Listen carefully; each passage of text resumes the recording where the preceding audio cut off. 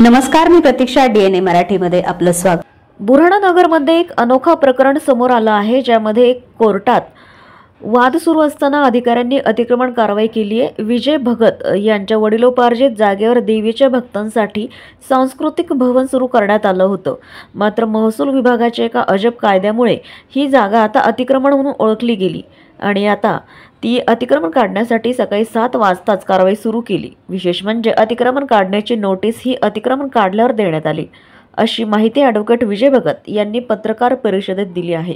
आमचा श्री जगदंबा बुरहाणा देवी मंदिर समोर असणारा सांस्कृतिक धार्मिक कार्यक्रमासाठी आम्ही केले सांस्कृतिक भवन हे बेकायदेशीरपणे पदाचा वापर करून गैरवापर करून या अधिकारी त्यांना हाताशी धरून महसूल पोलीस यंत्रणा सर्वांना हाताशी धरून आमचं सगळं नस्य नाबूद केले। कुठलं यांना अधिकार नसताना यांनी आमचं पाडलं। त्याच्या अनुषंगाने आम्ही कायदेशीर आवाज उठवणार आहे, कोर्टामध्ये दाद मागणार आहे, शासनाकडे दाद मागणार आहे।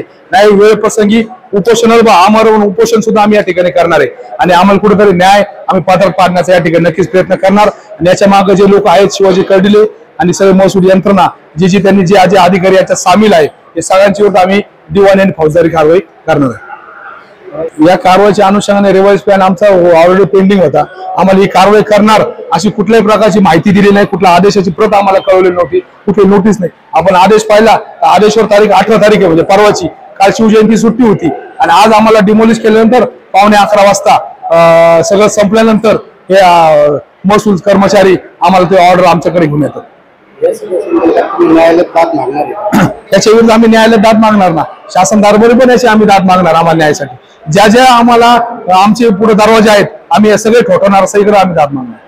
निवडणुकीपुरतं स्वतःला हिंदूंचा कळवळा असण्याचं भासवणारे इथले आमदार शिवाजी कर्डिले यांनी खरं आज जाणून बुजून एका हिंदू मंदिराचे, आमचं तुळजाभवानीचं बुरहाणनगरचं मंदिर आहे, तिथल्या पुजाऱ्यांचं बांधकाम हे स्वतःचे व्यक्तिगत खुन्नस म्हणून त्या ठिकाणी सरकारी यंत्रणा हाताशी धरून पाडण्याचं पाप आज त्या ठिकाणी केलेलं आहे।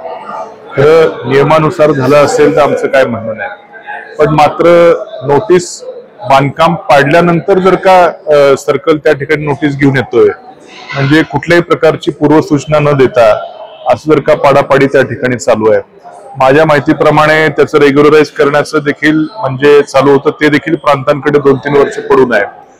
जाणीवपूर्वक त्रास देण्याचं कारस्थान हे त्या ठिकाणी आता 5वी बहुमत या भारतीय जनता पक्षाच्या सरकारकडे आल्या कारणानं सर्वसामान्यांना, विरोधकांना राज्यामध्ये सगळीकडे अशा प्रकारे अतिक्रमणाची पाडण्याची मोहीम राबवून त्या ठिकाणी त्रास देण्याचं खरं कुठेतरी काम चालू आहे।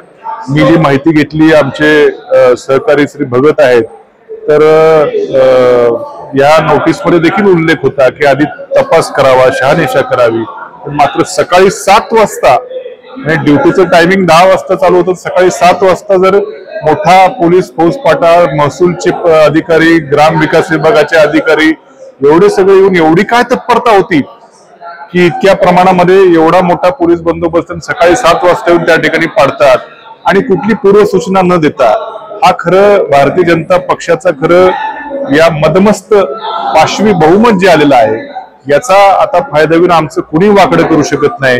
सगळे सरकारी अधिकारी आता आमचे कर्मचारी, आमचे स्वतःचे घरचे नोकर असल्याप्रमाणे, घरचा कायदा असल्याप्रमाणे ही वागणूक राज्यामध्ये सगळीकडे चालू आहे।